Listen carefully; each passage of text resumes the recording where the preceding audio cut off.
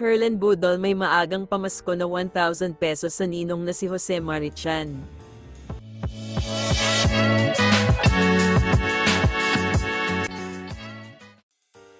Tinawag na ninong ni Herlen Budol ang legendary singer na si Jose Marichan makaraan siyang bigyan nito ng 1,000 piso na pamasko.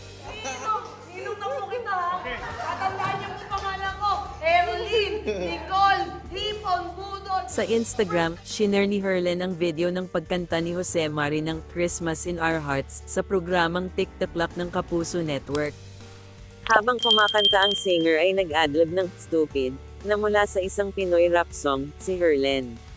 "Ano yon, Chinese?" tanong ni Jose Mari na napahinto sa pagkanta. "Hindi po, background lang po," sagot ng aktres sabay dagdag na nangangaroling siya sa Pinoy music icon. Agad naman na dinukot ni Jose Mari ang pita kasabay abot ng 1,000 piso kay Herlena. Sa tuwa ay nagtatalon ito. "First time ko sa tanang buhay ko na napamaskuhan ako ng 1,000 piso." Sabi ni Herlen. Ang yaman! First time ko sa buong buhay ko na napamaskuhan ako ng 1,000 pesos!